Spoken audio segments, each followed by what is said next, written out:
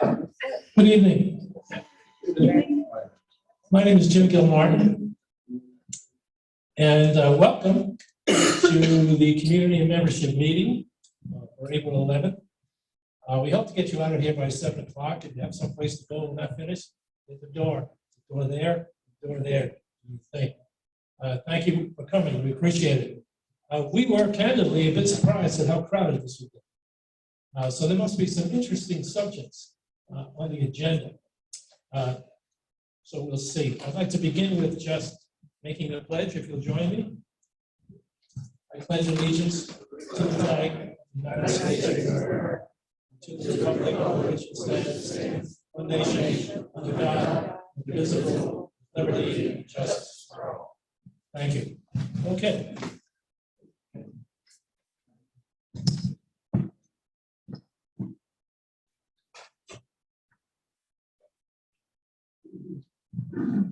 So tonight, if you saw the agenda online, we have a number of internal people. We don't have any external people coming here. And the reason for that is we have subject matter, I think, based on the information we get from you, is of interest to you.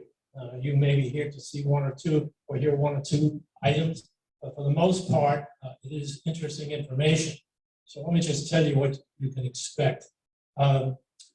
Unfortunately, today, our Chief Communications Officer, Alan Bowditch, could not make it.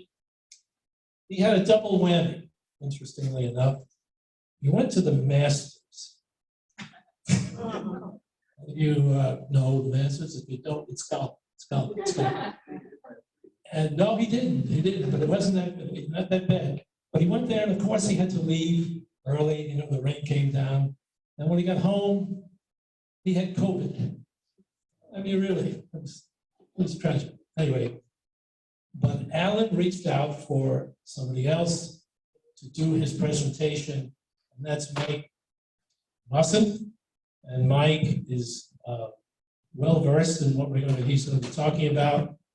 Mike is also a member of the board of Estero, so we're pleased to have him. James Root is also here. James has been working with us on the Septic to Sewer program for quite some time. And while he had some free time, he's building his own home. Literally, he's building his own home. So James is an interesting guy with a lot of talents. Tony Crangleo is our Chief Research Officer, and he's going to talk about road, bike, and pedestrian connectivity in the village. I think you'll find it very interesting about the type of vision that some people have as to how we're going to see the village over the next decade or so. So I think you'll find that interesting as well. The other person that's going to speak, you all probably know, or most of you do if you've been here once before, and that's our own Mark Novitski. Mark has decided to do a couple of other things in life, so he acts as an advisor to us, and he's very good. He's specifically interested in the transportation and safety area with Lou Fraterelli, who is another board member that's here tonight. This is really interesting, but I think you'll find a lot of the information that Mark has to offer will be of interest. So that's what we're going to be talking about. Now let me just give you a few notes from me, and then I'll sit down and get the real speakers to come up. You all know, or should know if you don't, that we're now engaged in Estero, not BCCL. That became official on February 1st of this year. During that time, we went through a massive launching campaign. If you opened up your email, you probably saw it at least 50 to 60 times that we were in fact making a change. We also had we celebrated the launch on February 16th for a community reception at Rapallo. They were gracious enough to host us there. We had about 70 folks. And again, all I did was give them rhyme and verse about what Engage Estero was all about, why we exist, what's the mission, and what's our vision going forward. So let me tell you about some of the communications we do. Again, I'm sorry Alan isn't here. He could do a better job than I do. He's our Chief Communications Officer. But we have sort of morphed into a media organization. a significant amount of what we do is tied to the first word underneath the Engage Estero logo. It says inform. And that takes a number of venues to make that happen and get information out to people. But this communications committee has done a tremendous job. At esterotoday.com, that's our website.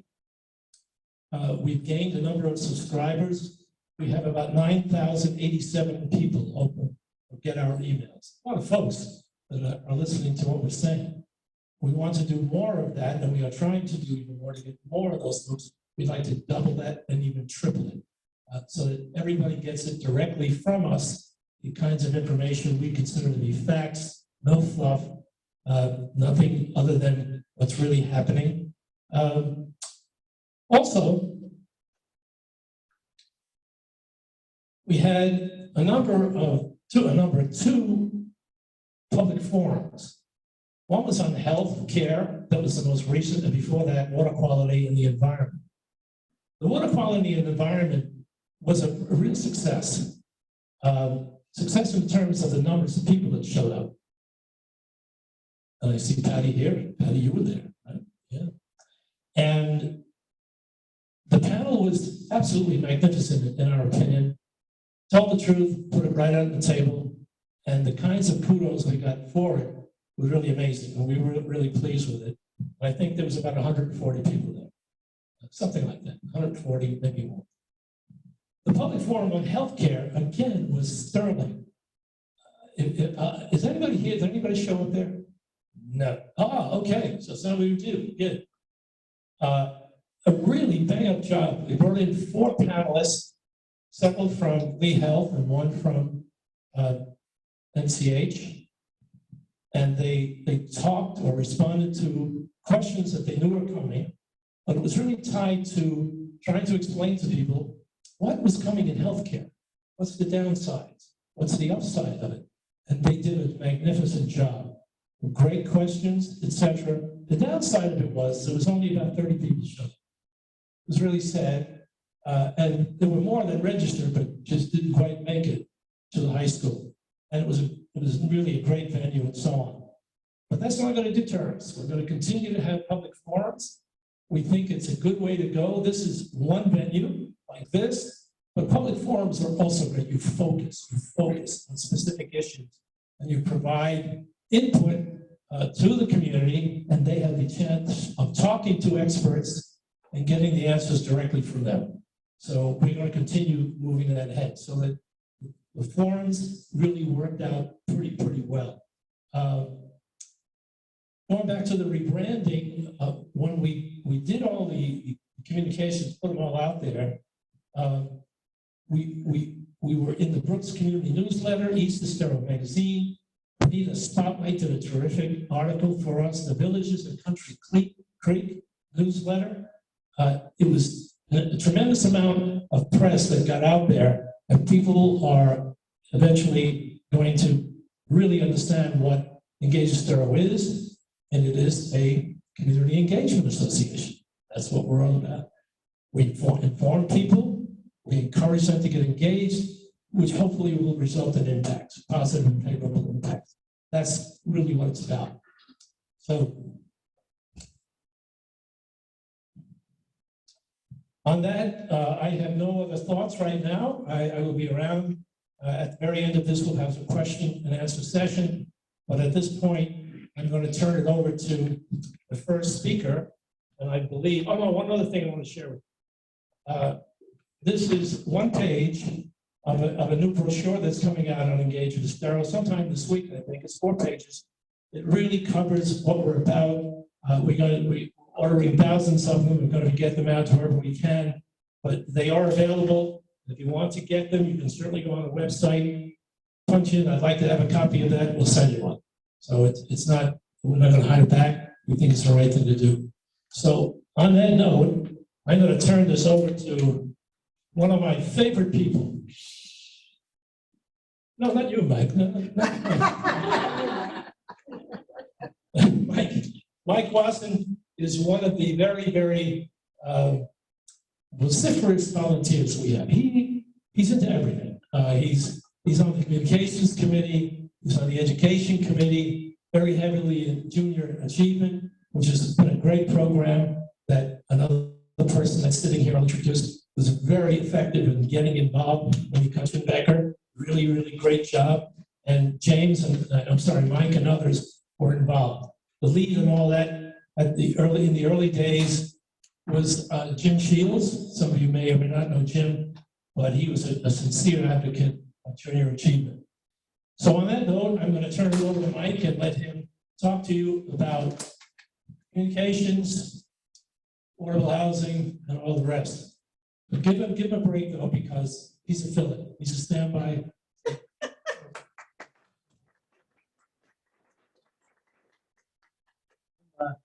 It's baseball season, and I'm an avid baseball lover. I love baseball, and okay, I'm a Yankees fan, so that'll make some people happy to make other people mad at me.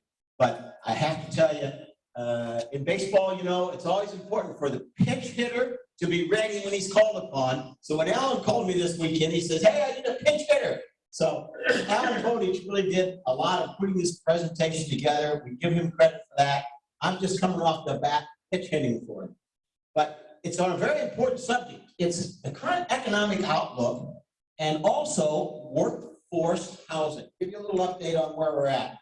And I'm going to try to speed through these. And if I get going too fast, slow me down. Let's start with the economic outlook.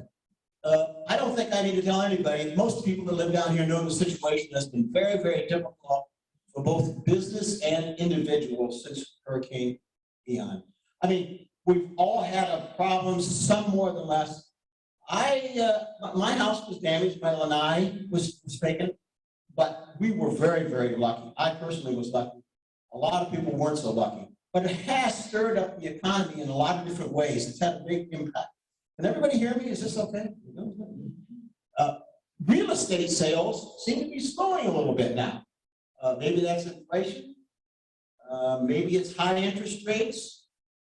But the price of single-family homes is continuing to rise. So the value of those homes are going up, meaning there's still commitment for people to buy. It's increased somewhere between 6 to 29% year on year, depending upon what kind of housing you're talking about, condos versus full house.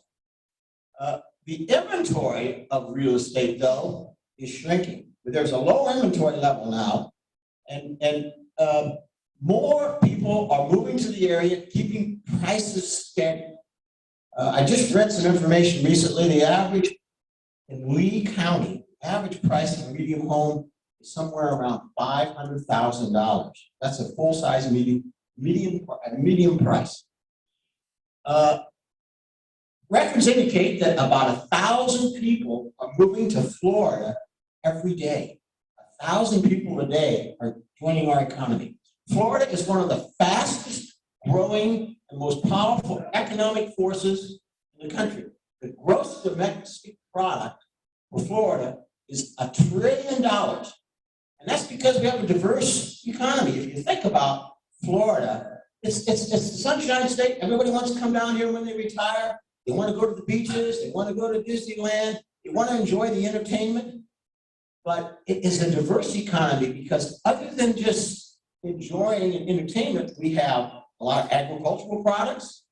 We have some manufacturing, the technology. Think of Cape Canaveral and the Kennedy Space Center. That's one of the high-tech centers of the world. So we have a lot of diverse economy, and supplementing that, and very important to that, is economic situation.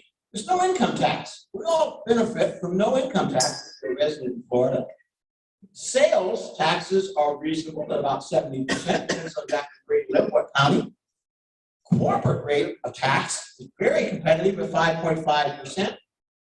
In fact, we are ranked as the 4th best business tax climate in the United States. That's a pretty high ranking. Florida's got a good ranking that way. From the Lubert's College of Business, which is the FGCU School of Business over here, they put together some economic numbers for Alan. Unemployment in Southwest Florida at the end of 2022 was 3.4%. That's pretty low. I just read just yesterday, a little document I got, that at the end of February in Southwest Florida, it was 2.9%.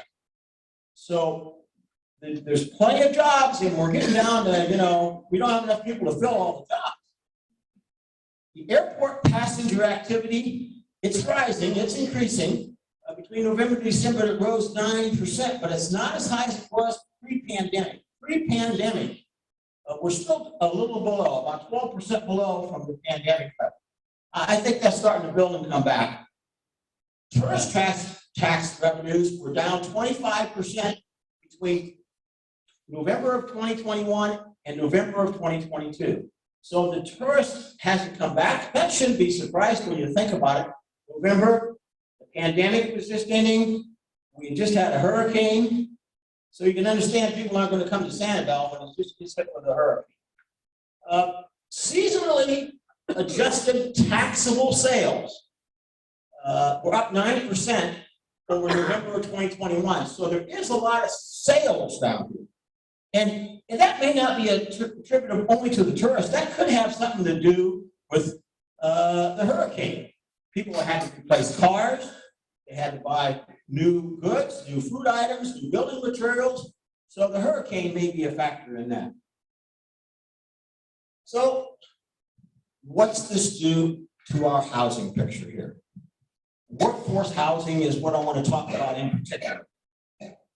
We are fortunate, a lot of us live in nice communities that are gated in some cases, but we rely on police, and plumbers, and firemen, and healthcare. What are those people? The people in the workforce. And when we talk about workforce, we're talking about not the people on the public dole. We're not talking about public housing for people that are at the bottom of the poverty level. We're talking about workforce housing, sometimes called affordable housing, but it's not really affordable housing. People want a decent place to live, raise their families, come home to a clean home. And these are people in the workforce, what I call the middle income workers, policemen, firemen, healthcare people, teachers. We're doing some stuff. I know Amy and I have been working at Estero High School, and we've talked to a number of the principals recently, and I know one of the problems that the school district is having is retaining teachers because they can't afford to live where they teach, and they have long commutes. This is a problem for mid-level income workers. And so we need to somehow figure out a way to get a housing network that's affordable and close to where people work. Now, this is not a unique situation to Estero, by the way, and it's not a unique situation to Southwest Florida. All over the United States, and actually throughout the world, this is a common problem. Toronto, for example, is one area that had this problem, and they recognized it back in 2022. They initiated a condominium project to help get more units built. And Canada has been very proactive on that. And we had a couple articles in Estero Today on our website, email blast out. If you want to go back and read those articles, they're good resource information. Go to our website, esterotoday.com, and you're going to see a couple of those articles. But specifically, just a couple details. The Toronto government, in concert with the Canadian government, has got together a project where if you set aside 5 to 10% of your new condominium as an affordable rental and ownership, you get certain tax breaks. Let me show you. That number is going to increase to 8 to 22% of the condominium project. And here's what some of the initiatives are. Whoops, let me back up, I think. So what they're saying is, we're going to give you some set aside. We're going to make it easier for you. You build your condominium to have affordable housing right in your condominium. So people living there, they won't even realize that you're on that special project. They'll still be living in a nice neighborhood. But while they are building their family and starting out, they're encouraging them to come up through and giving them good houses. Not only is Canada doing something, but the Senate The Florida State Senate is beginning to realize this is a problem too. The Senate President, Kathleen Pasadomo, has recently being March 7th, been working to introduce this session a special bill. And she's working with the Senator of Miami, a Republican, to sponsor Senate Bill 102. And that particular bill is a very wide-ranging bill, 93-page document. I don't pretend to know the whole document, but I will give you a couple little key points of what it does.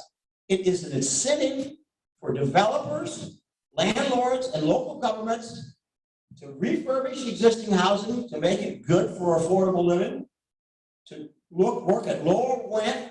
They will do things like waive some of the zoning requirements. Not trying to put shoddy housing, but we'll make it a little more reasonable with zoning so that it'll make affordable housing can be built. Specifically, what they're trying to do is that any condominium, any developments that have been built in the last 5 years with at least 70 units, if they offer rents at least 10% below the local market rate, then that particular 10% would be exempt from property tax. This is to encourage workforce housing and for middle income families. Another program would allow cities and counties to offer property tax exemptions to developers who dedicate units for affordable housing. Again, there's some income ranges there. It's medium income people. It's your teachers, your firemen, your policemen. So there's things being done, and there needs to be more being done. But these two bills, which allocate, one is called SAIL, State Apartment Incentive Loan. The other is SHIP. SAIL and SHIP, for those seamen out there. SHIP is a state housing initiative partnership. And there's a total of about $500 million. That's a real commitment to workforce housing. It's a move in the right direction. You can go to this, and if anybody's really interested in this article, you can get that article. I've got the website up there, but it's a good article that talks about this particular bill, and you can get it. So I'd like to kind of mention and sum up and bring this to a close and keep this moving today for you. The Chamber of Commerce from Florida, Florida Chamber of Commerce, CEO and president, he makes a very good point. If Florida has the ability to attract and retain talent necessary to grow from the 16th to the 10th largest global economy, in order to be doing that, we need to rely on available and affordable and attainable housing for middle income people. And I think that's a good thing to close it on. We've got a lot of work to do. Our job, as I think Jim said, is what we're trying to do is to inform. So Alan, and through all the articles that we put out on Estero today, it's an informational kind of meeting. And there probably needs to be some more creative ideas to solve this problem. So I thank you for your time. I'll give the microphone back to Jim.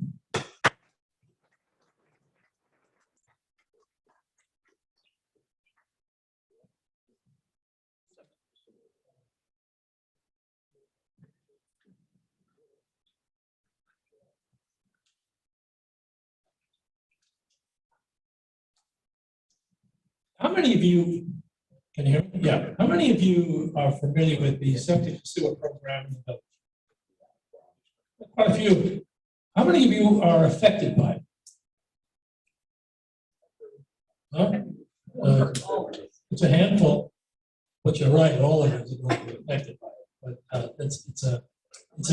it's a very interesting project that's been going on for some time, and we're fortunate that James Root, who is a consultant to us, works with us on a routine basis, as I said, and he's still building that house, but he fits us in. So I'm going to turn it over to James, and he'll give us a summary of what's taking place. James?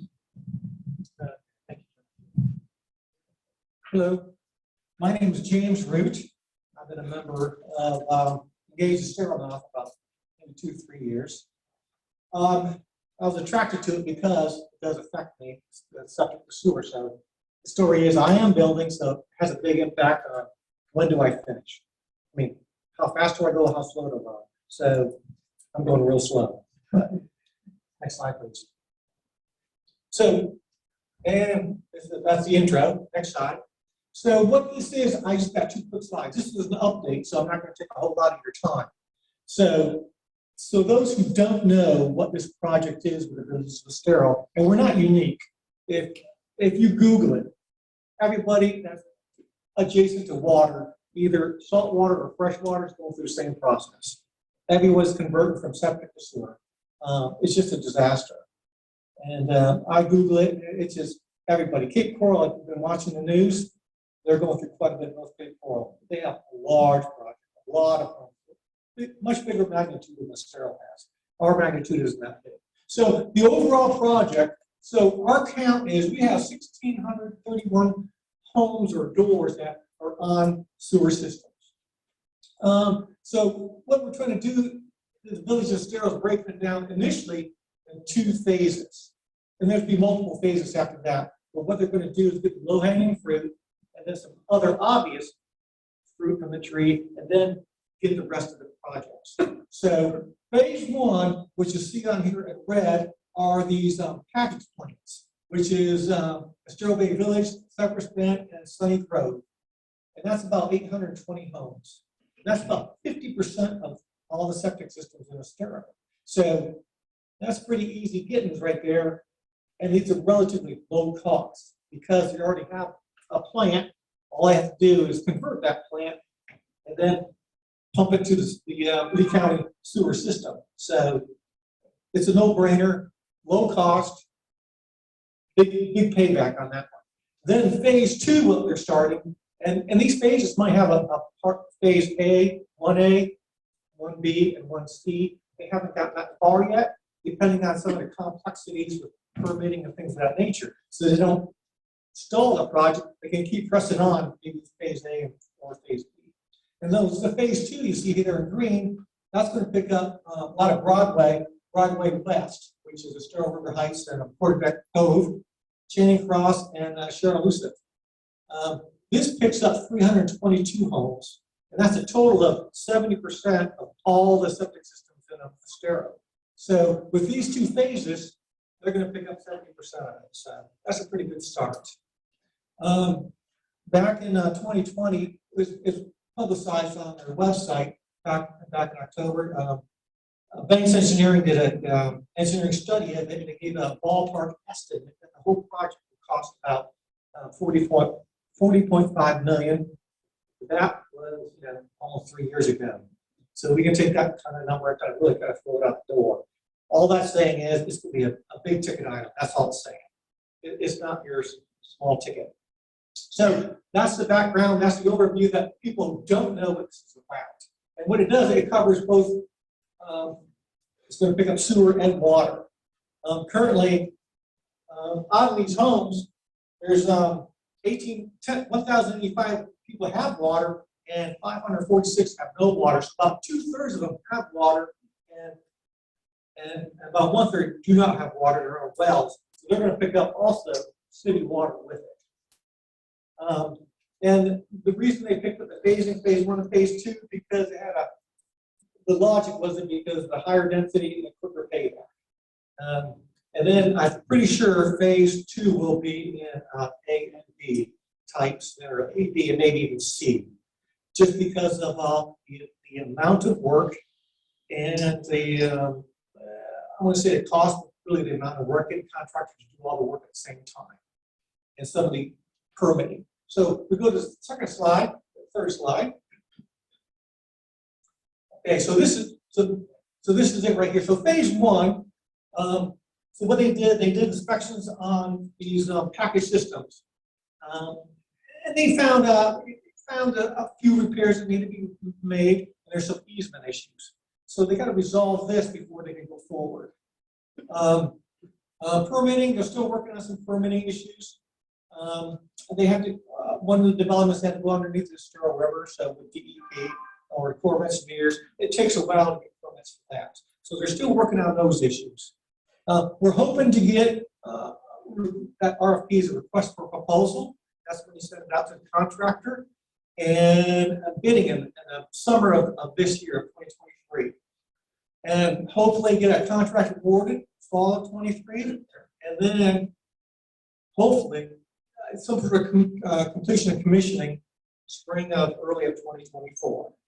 A lot of this, some of it depends on the funding too. How we get down to the funding later. That's super important because that's essentially when you can spend money if you get some money from outside sources. And that's really what they're trying to do also. So the taxpayer doesn't have to, or the homeowner don't have to flip the whole burden for the project. And so that's phase one. That's going on. That's an easier project. Phase two is more difficult. Phase two, I don't know if you drive around here, you'll see some engineering trucks doing soil borings. They're doing a number of soil borings. And so what they're doing is surveying all the land so that when they do the contract, the contractor can give a better, higher fidelity on their estimate because they'll know the soil type. Because they got to go down, probably some areas 20 feet. So they have to understand, what the soil content is. And so they've got that completed, and that'll be in part of the RFP. Hopefully they'll have the design complete this summer. So once they have the design done now, and they do all the permitting, and then they can go out for an RFP. This is the latest slide, but we were hoping of RFP late this year, early 24. And then the contract award would be, we're hoping between 24 and 25. This is a large project. It might be multiple contractors. This is a big project, so I don't think we'll be able to put the burden on one contractor. It might just take too long. And hopefully completion in 25, 26.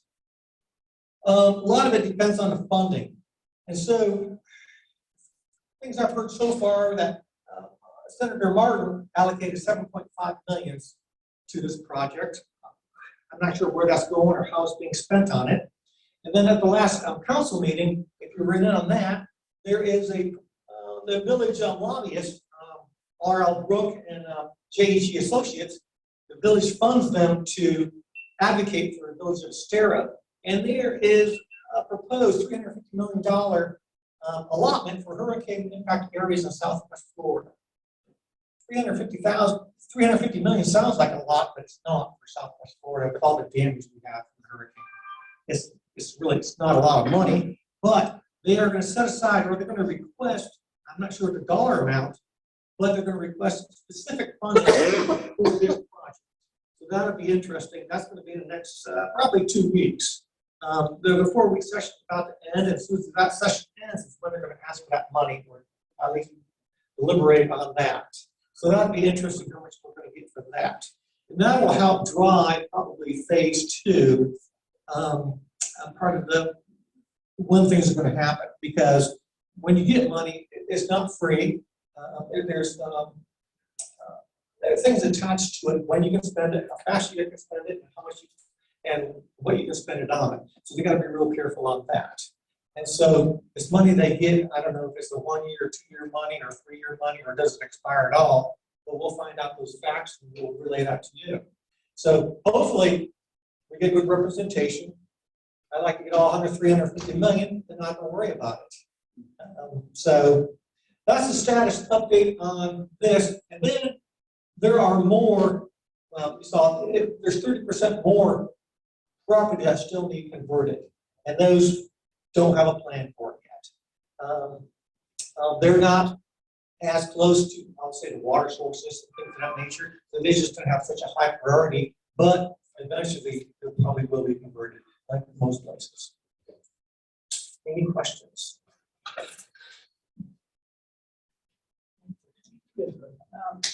I grew up on a lake up north. In those days, we had septic.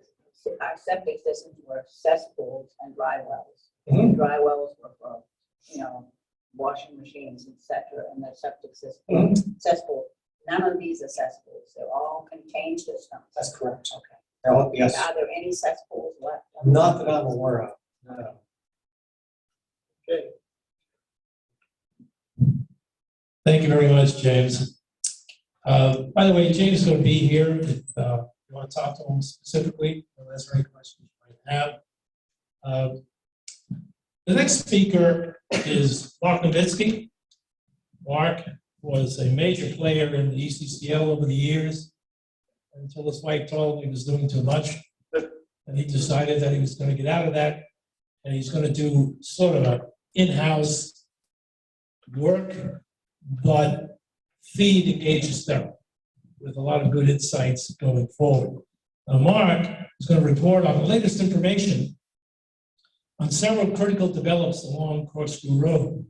And many of you may be interested, and that's why you're here. So I'm going to turn it over to Mark, and he'll take it from there. Thanks, Jim.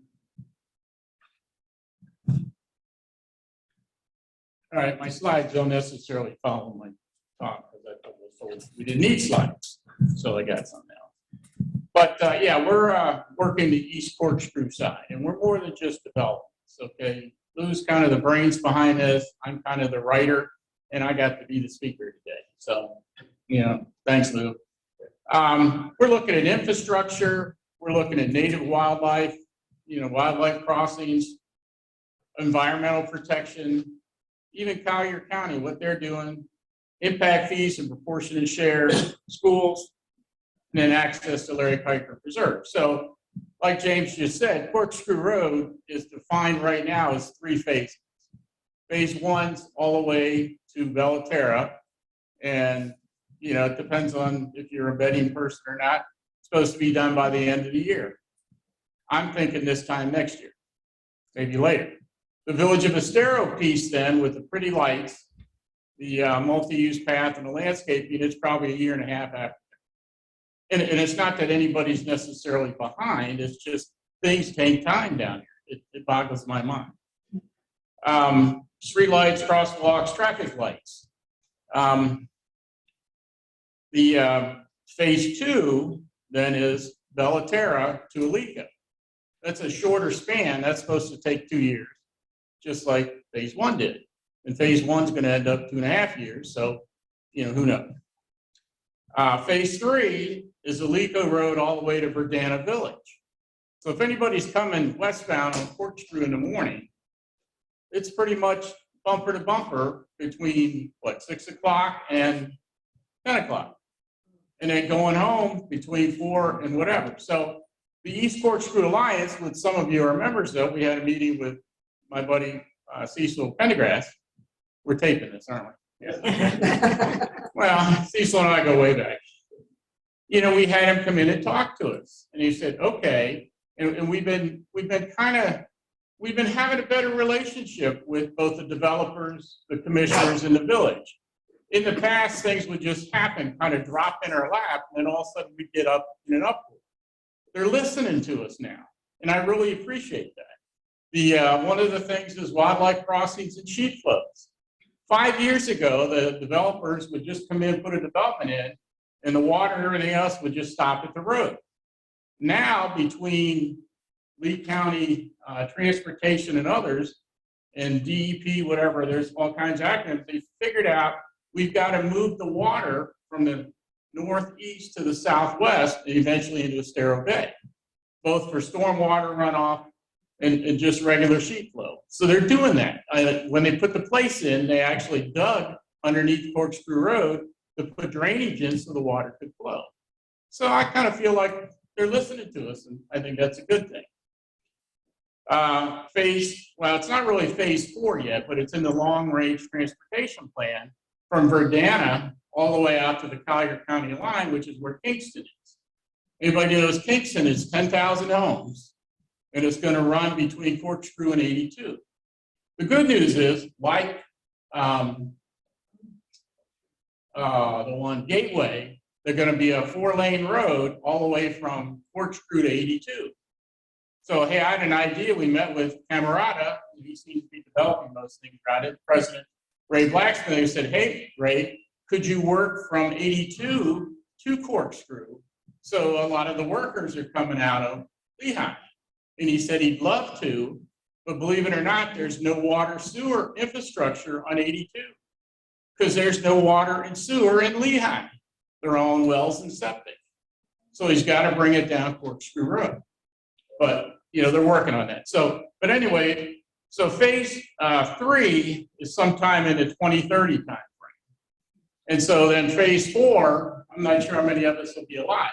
Not that any of us are old, but you know, Jacob will be around and a few others, but I don't know how many else. So you saw about a week ago, Engage Estero sent out a note and said, send an email to your county commissioners saying, move the timeline forward. I hope every one of you went in and did that. Cecil sat there and looked at Lou and I right in the eye and said, money's not a problem.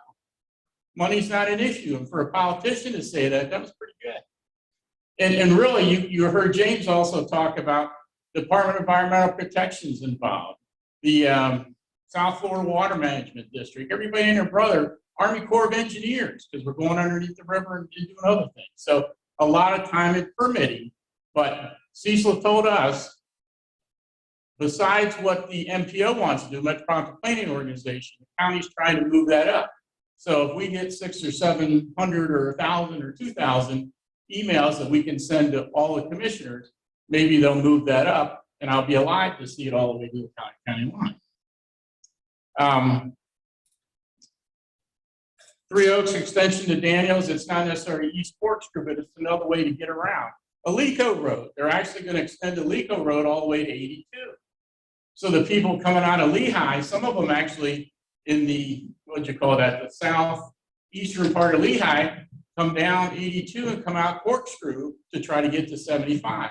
So the first phase of Alico to the curb from kind of where they widen it to the curb is supposed to happen sometime next year and take 2 years.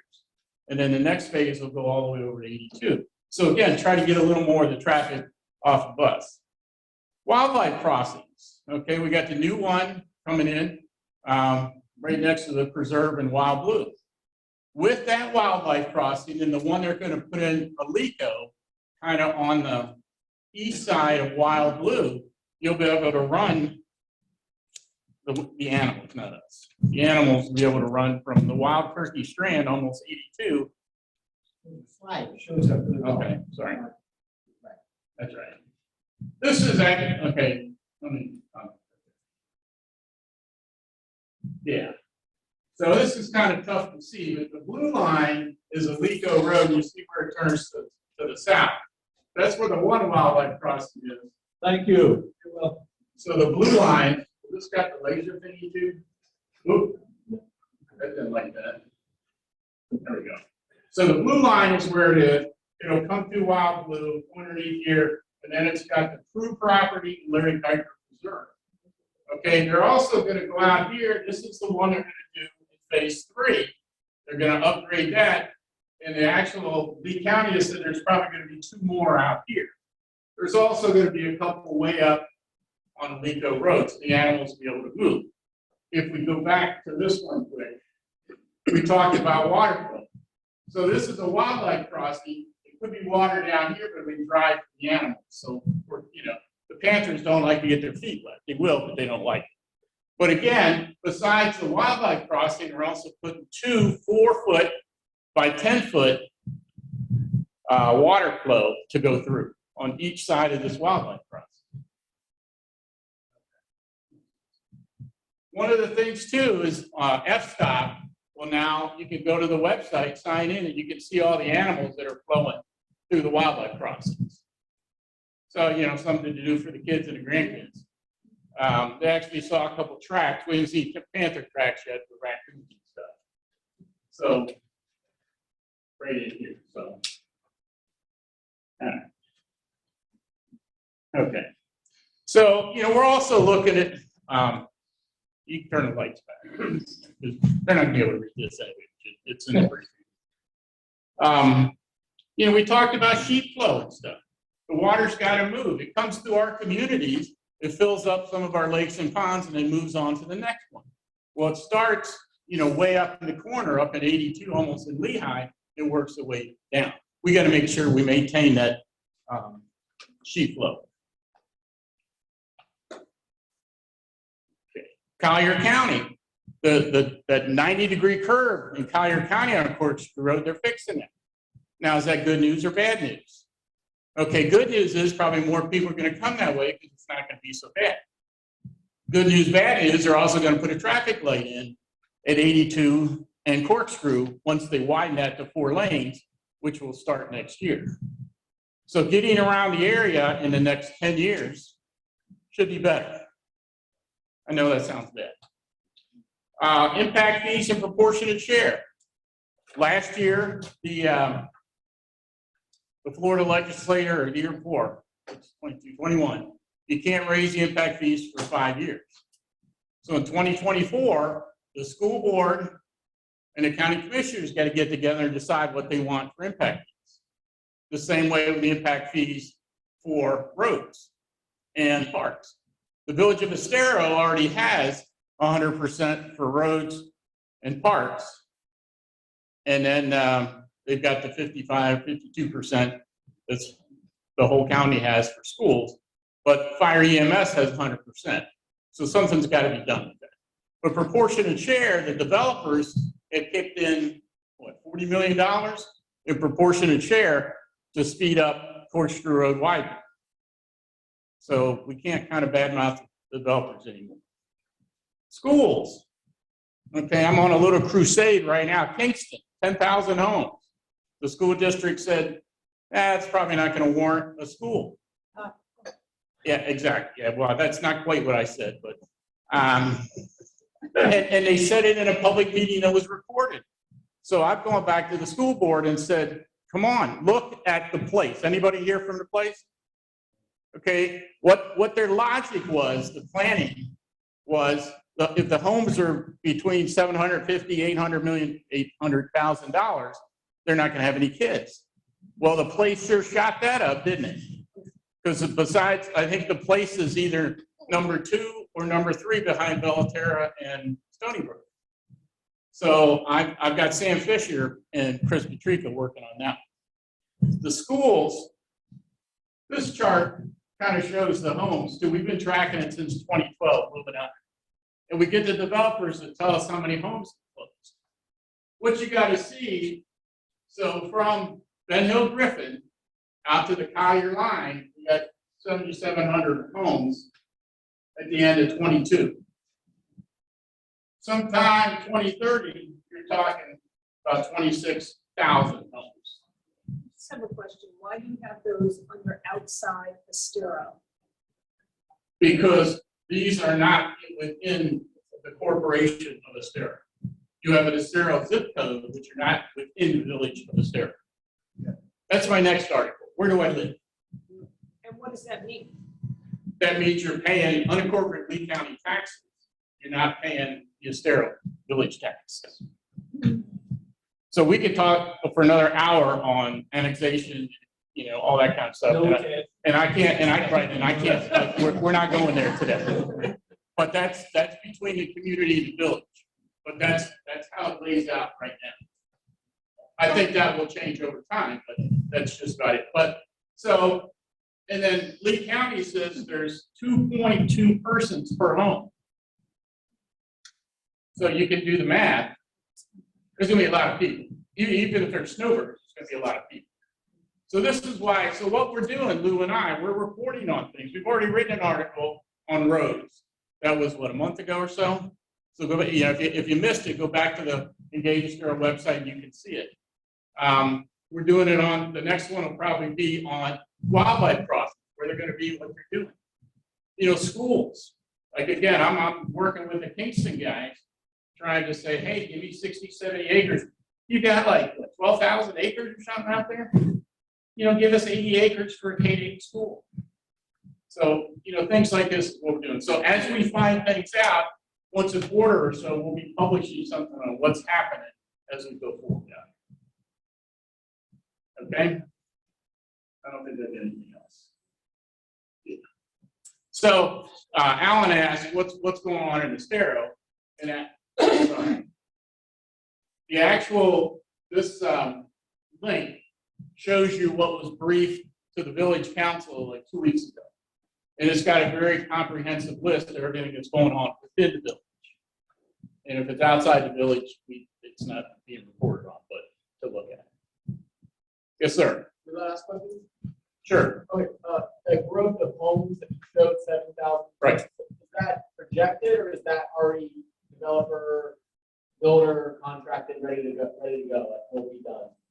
It's approved developments. So Kingston was approved for 10,000. So that's in there. And so what happens is Lou just sent out the email to all the people, all the developers or whoever, HOAs in East Corkscrew, and said, how many closed the first quarter? Like River Creek, they've got like 4 that closed this quarter. But they're going to be moving fast as we go down the road. The place is almost sold out. Wild Blue is almost built out. FFD Farms is the next one, 5,500 coming. Yeah, so, and then Verdana is going, crazy too. So I just don't want to be driving on East Corkscrew. One more question. Yes. Anything about conservation 2020 and the DRGR and how it kind of floats in on Well, that was interesting because at the last week at the county commissioner meeting, they were doing some land swap, and there's actually a commercial plaza going to be next to Corkscrew Shores, and Alico rode that whole area. And it's like, you ask questions like, did anybody talk to Corkscrew Shores? And they said, yes, they had 2 different meetings for it. Okay, we didn't, we weren't aware of that. But, we are concerned about wildlife flow, sheet flow, how everything's going to work, how you're going to get the water off the property. Yes, we ask those kind of questions. Okay, one more question. Yes, I appreciate the information that you're bringing forward. I just wanted to take just a second. I know that we talk about Estero, if you look at organization like the Estero watershed versus the Imperial River watershed. And I just want to point out that by the time you're at the edge of Corkscrew Shores, where you're talking about with Flint Pen and that Small Right. Brothers, small commercial development you're discussing, that you're into the Imperial watershed. Okay, And so that flow is not coming into the Estero okay, basin, which is pretty broken and torn up.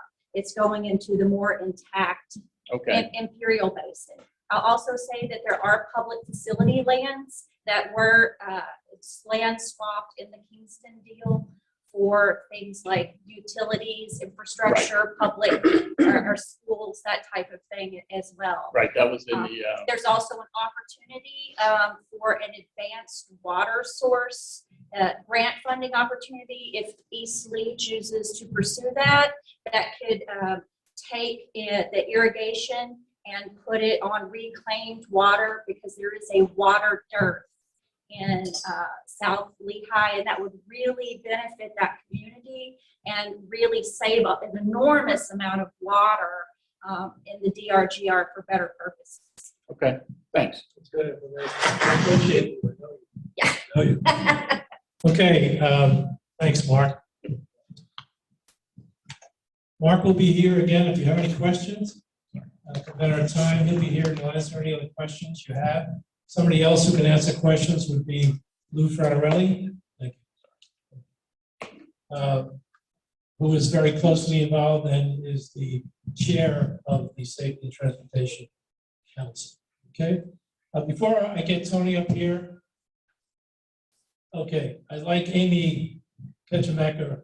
Can I ever get that right? Kuchenbecker to come up, and she just has a few words she'd like to say.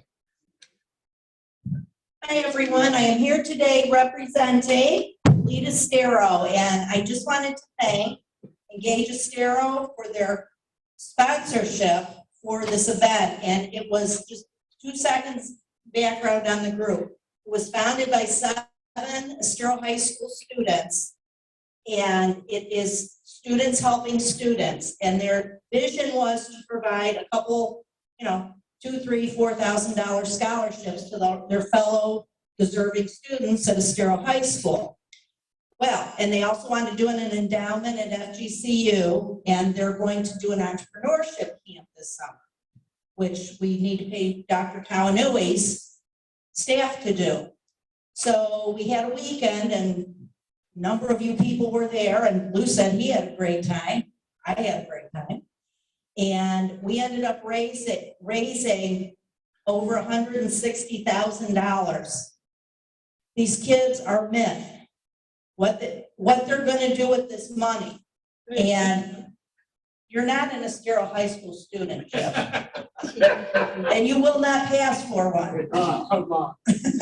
But anyway, I again, thank Engage Estero. And this is, the event was represented by Engage Estero people, by almost all of the mayors of Estero, the Estero Chamber of Commerce, and the Estero Forever Foundation, all together in this room, keeping the money for our kids here, and hopefully they will come back. And that's the mission of these kids. And we need to be proud of them. And it's one thing, as I told Barry Friedman, just another thing that makes this village special is everybody working together. And then I have another thing to thank you for on behalf of Junior Achievement and Three Oaks Middle School for the donation for the t-shirts. We have a Junior Achievement Inspire event coming up. So thank you again. You were in.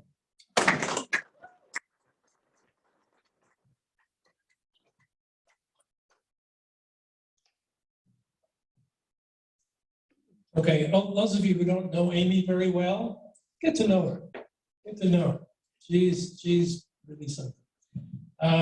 Okay, I'm going to invite now Tony Carangelo, and he's going to review road, bike, and pedestrian connectivity of transportation and recreational projects in the neighborhoods, both for open and gated access.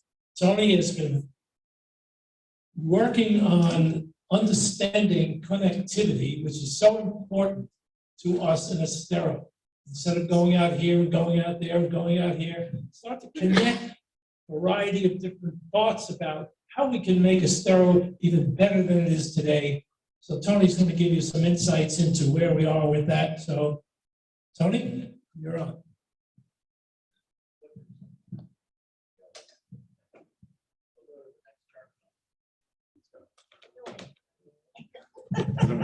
He says he doesn't need it. Okay. Go. Yep.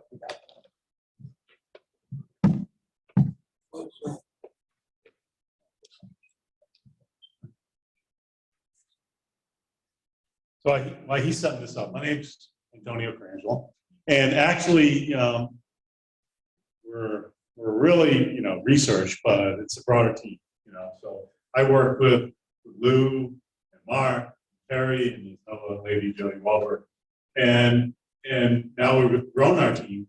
And one of the things that we started to look at early on is how do we look at Estero through the comprehensive plan and the master bike and pedestrian. How many people here have read the comprehensive plan to establish? Well thought out. And one of the key areas in there is how do we make Estero walkable and use of bicycles, building out multimodal paths. So our focus was early on is like safety. And we started looking at the comprehensive plan and say, make it, increase mobility for all ages and ability. And then we also coupled that with looking at the master bike pedestrian plan. How many people have looked at that document? Really well documented plan that was, I think, 2016, 2017, but it has a lot of information. And so as we looked at each of the streets, they had 12 plus streets and 9 intersections that they're going to develop over the next 20 years. We started saying to ourselves, well, how do we look at those smartly? Not just what they're going to implement on the street, but how do we make sure the streets are connected so that you have proper flows between the streets. I brought this up because one of the challenges we had probably last August, Mark threw this at the team and said, a lot of money being spent on the streets, a lot of good information in terms of the capital improvement project, but you got to go work at it. So I pulled up the Estero website, and I love this website. And one of the nice things is that they categorized all of the projects, as you see here. But you really have to go and look at and read detail in and know exactly what you want to find to get the information you need. And then when you click on something and that talks about Williams Road pedestrian bike safety. Oh, Yeah. hey. Okay, did they see the file? Hello. That's okay. All right. They're here. So you click on the link and a lot of really good information comes up that you gotta work at. You really gotta work at it. And then you start to look at that in light of all of the information out here. Well, you can start to identify complexity. So how do we make that simple?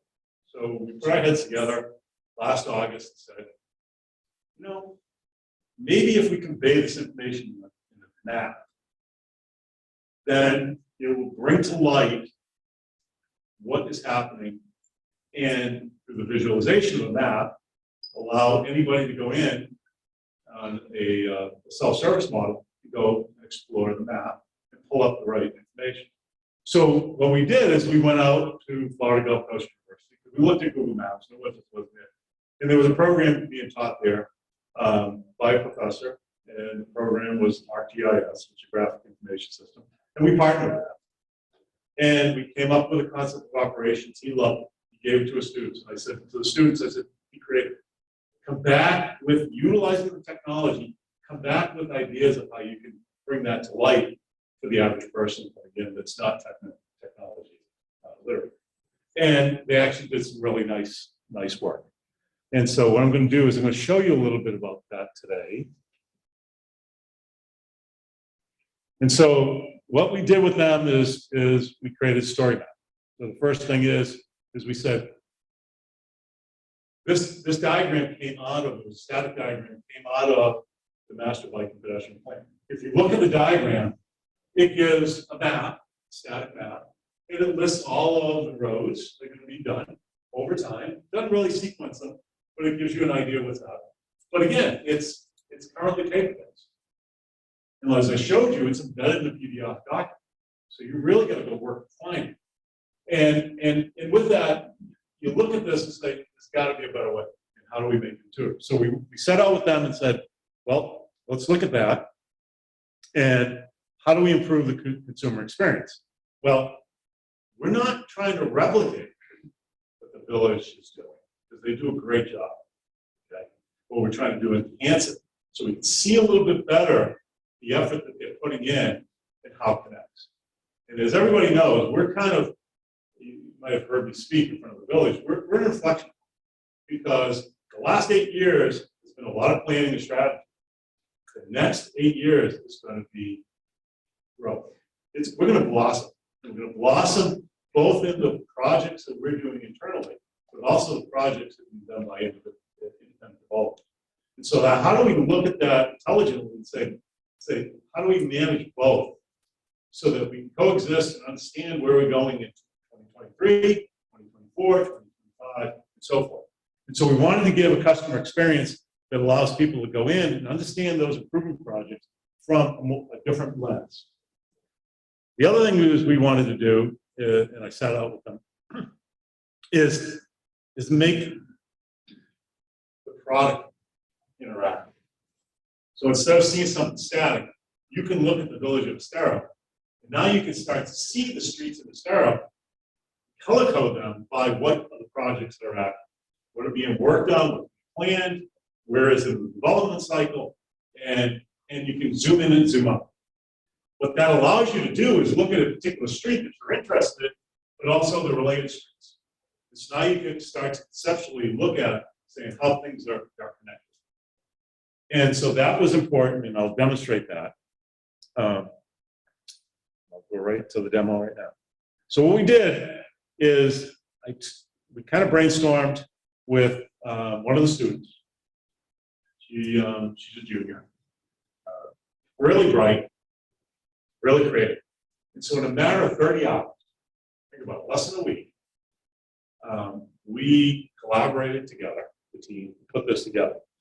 So we have a disclaimer right up front that this is the capital improvement projects. And we selected a subset of the projects that are being worked on today and which ones are being planned for.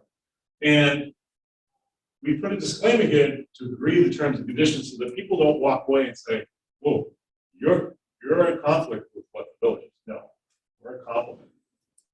And that's why we wanted to put this disclaimer. So once they agree to this, they did okay, then the interactive map comes up. And there are multiple ways to utilize the map, and I'm not familiar with this keyboard, but is there a way to zoom in and zoom out? Sure.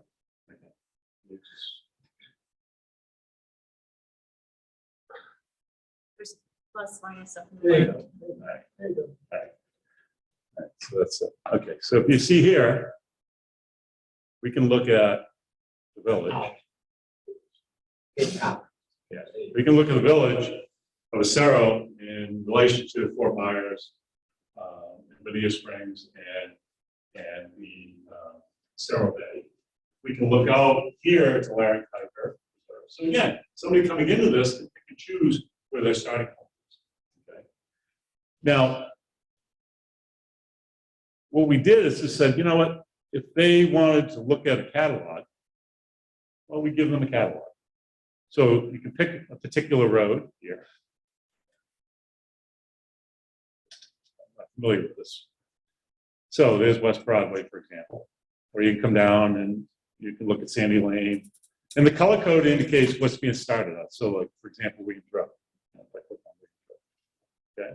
Now Williams Road is highlighted, and it goes from Three Oaks all the way down to the other side of 41. Okay. That's really all the projects we've been working on Williams Road. And on the right-hand side, we give a little bit of overview of what was encapsulated in that link. So we kind of take the link and take the information, put it right up there, so that somebody reading it now, look at a map, look at the road in relation to the other roads, and now you get to see that, oh, Williams Road's being worked on, or Ranch Road is worked on, it involves working at some high school, and then it's going to be a nice multimodal path going down from Three Oaks all the way down. And you now gain a better perspective for what's happening in the village. So this is a taste of what we're doing. One of the next steps that we want to do is phase this work so that there'll be a filter that you can look at in 2023, 2024, 2025. We're also looking at it from different use cases. You may look at it from a realtor use case, so that a realtor can come in and look at a particular property, not only talk about that property, but everything that happened around the property. It'll help the realtor make an intelligent sales, so informed sales. We're looking at it for new development. A developer coming in that might want to put a business on a particular property, they'll see everything that's related around it. Over time, we're going to populate this map, and we can also use it for visitors. And so, for example, if we wanted to talk about and explore more about the village center, well, the village center could move from Coconut all the way to Estero and everything here. Now you start to highlight some of the key areas, spots that a visitor might want to go to. We just think that this is a good idea to take what is out there on the site, complement it. The reason I'm showing you this, we just started. And I'm going to finish up right now. It's a start and an end. Love to have feedback. What works? What doesn't work? Because I need use case. Because working with the university, got the students, they're excited, the president's excited, we have an opportunity and a nice partnership, and it's innovative, it's entrepreneurial. Feedback that you guys give us, get incorporated here, and we can do something that really complements all the hard work that the village is starting on, but also look into the future of how the evolution of these projects is going to take place in relation to the other ones. Questions? You wanted feedback? I just wanted to let you know on Williams Road, the stretch from 41 up to West Bay it's not the pedestrian. They're going to change the traffic patterns there and make the 2 lanes at Walgreens bigger, and there's some other changes. What the statement was from 41 up to Yeah. 3 hours. Yeah, So, and that was the that's same. it. Yeah. I totally Yeah, I agree. know that. We've done a lot of analysis on segmentation of Williams Road from 3 Oaks down to Via Coconut, roundabout, picking up Via Coconut down to 41 on the other side. Yeah, we've rode our bikes there. We've done a lot of 4.5 roads. So we're excited about it. And again, from a project perspective, there's pieces. All the pieces come together and make it connected is what we're focused on, with an eye toward minimizing vehicle traffic and promoting pedestrian bike access. I must have missed some of the point. From what I gather, basically what you've done is work with university students to take stuff off the village website, put it in an interactive manner. Correct. But there's no indication, at least watching this, as to what's a bike path, what's going to be a multi-use path, what's going to be where. We haven't got there yet. So the first step was, could we take the pedestrian bike data that's in there and put it on a map? How would that be? What that would, like I said, spent 30 hours getting it to this point. I wanted to stop now and see if it's germane, if it's relevant. If you guys say it's relevant, then we'll put another segment in, and we'll get down to the path where we can blow it down and do some of that. And is this accessible now? Is this still- No, I mean, I'm showing you guys the first Okay. people, and you, Lou, No, and some of the other guys. Yeah, well, it's an incubation stage. Everything starts up and it started from incubation. Sounds like you got a volunteer back there, don't you? Yeah, if you want to give me feedback, I think so. The more feedback, the better.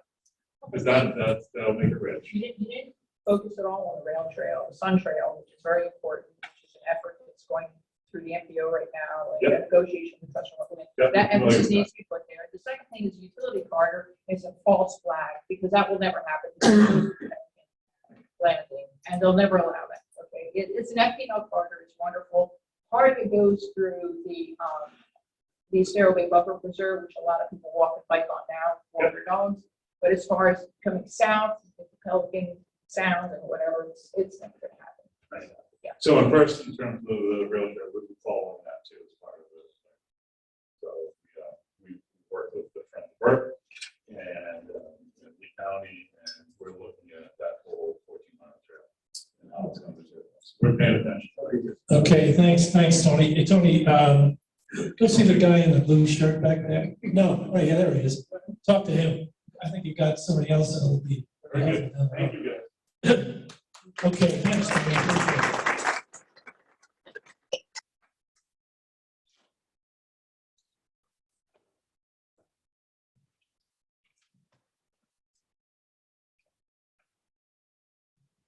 Okay, I would like to introduce you to someone who has recently joined the Engage Estero leadership team.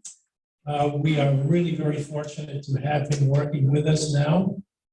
His name is Steve Invidiato. Did I get it right? Steve Invidiato. Steve is the CFO, and Steve's just going to come up and talk briefly about what the financial situation is for Engage Estero. Steve? Appreciate it. But this is the most exciting portion of the presentation. And do me a favor, just lock the doors so no one can get out. I'm not going to hold you up much long. I appreciate, is John Quinn here? No, John Quinn was my predecessor, and I just want to reach out publicly and say that I appreciate all his hard work. He's made my job a little bit easier coming in, and I thank the team for a warm welcome, and I look forward to working with the association for many years. Just very, very quick, I just came in on March and closed the books just a couple of days ago, and we have a total good cash position of $145,600 and change. Total income for the year so far is about $29,300 versus a $35,000 budget level, so we're about $6,000 down. Total expenses, we're controlling our expenses. We only have a $610 favorable variance. We spent $17,284 for the 3 months versus $17,885. The largest portion of the expense is communications, as was talked about before. We spent about 38% so far for the 3 months, about $6,600. Good news is that for the first 3 months, we have almost $12,000 surplus versus a $17,000 surplus.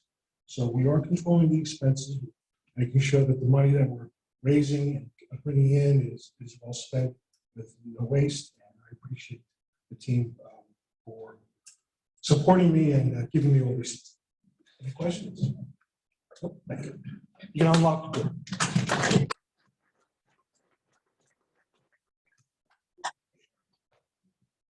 Okay. It may sound like we're doing so well, you know, $47,000 seems like it's not big, but a whole year, you know, or 3/4 of the year, you know, 2/3. And what we're finding is the more we want to inform, the more it costs. So that's a straight line. The more we want to inform, the more it costs us.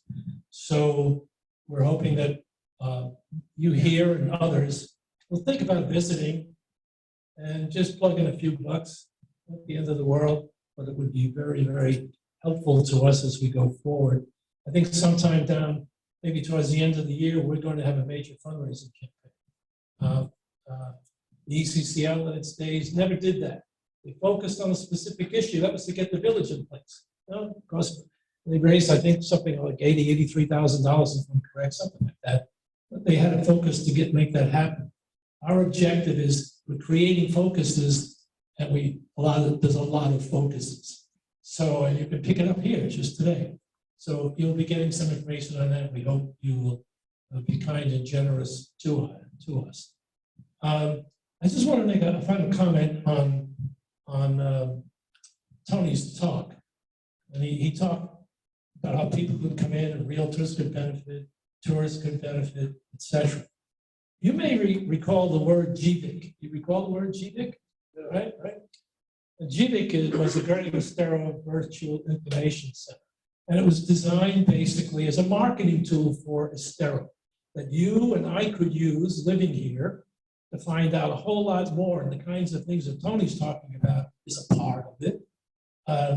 And to bring more tourists in, to bring businesses or others that are interested in growing with Estero, not to the extent that we overdo it. And that's always on our mind. This overdevelopment is always on our mind.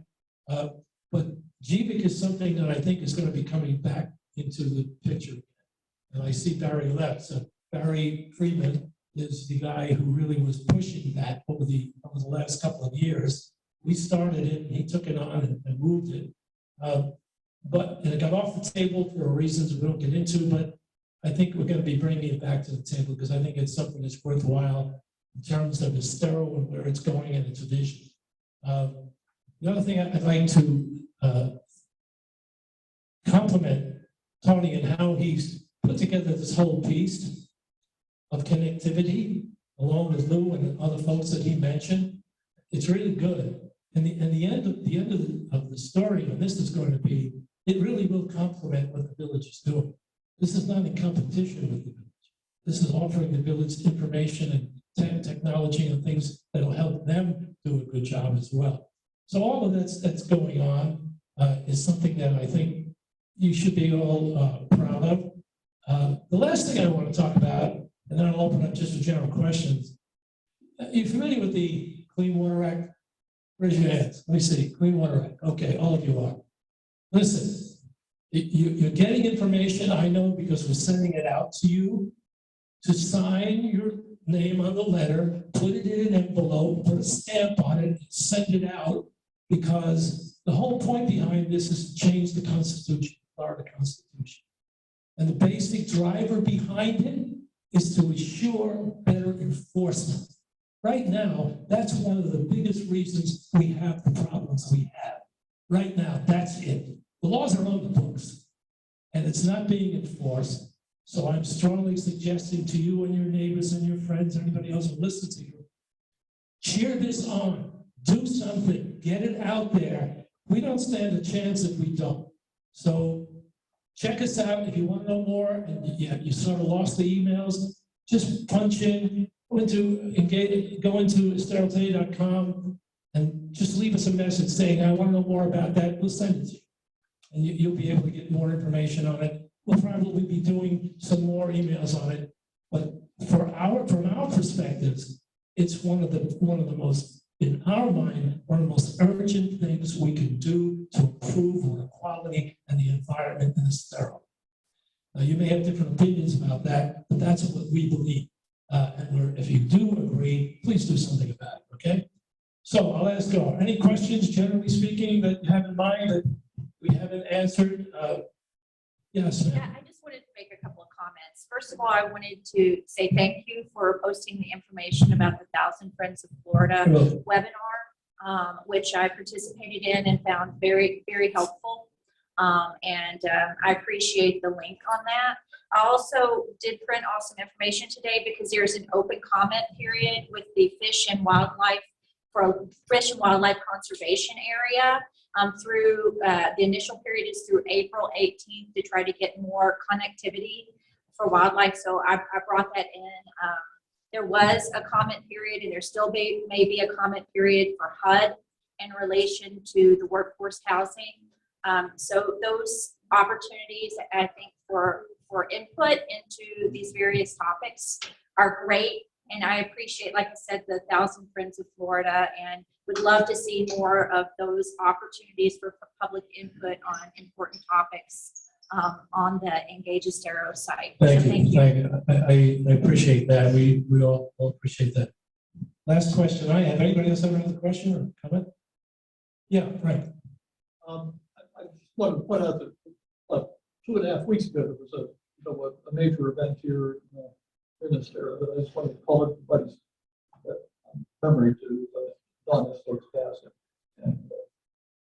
And Mr. Estero, and he'll be missed. Yeah, I'm glad you brought that up. Oh, I missed it. No, you didn't miss it. No, I'm glad you brought it up. It's really sad to all of us in the Engage Estero that one of the founding folks, who was known as, Frank said, Mr. Estero, passed, Don Eslick. It was a sad time. It was a very sad time for him, his wife, I should say, Susie. He will be greatly missed. He was a guy who knew what he was doing all the time. He almost looked like he was a little loose, but he knew exactly what he was doing all the time. One of the best leadership mentors I've seen, and others will attest to that as well. He comes from Chicago, and he used to be involved in politics there, and he was a lobbyist, and he knew how to work the field. He's really going to be missed. Thanks, Frank. I appreciate that. Final thing, what do you think of an evening meeting as opposed to these 10 o'clock morning meetings? Yeah, anybody have a comment? Yes, ma'am. Yeah, that was the basic purpose, Gail. That was really it. We're trying to get people that work and younger people to come in. So we're happy to see you. You're one of the younger people. So it's hey, come on, it's something we're going to try, and we're going to continue with doing it. I think a lot of the reason there's a big crowd here was the content. People wanted to hear what was going on and those things. So we're going to try to match it with good content and try to do, again, these 5:30 meetings. If we find after a while that the attendance starts to go down to nothing, then of course we may go back to the other one. But we wanted to get some of the people that couldn't get here that early, and for the younger people as well.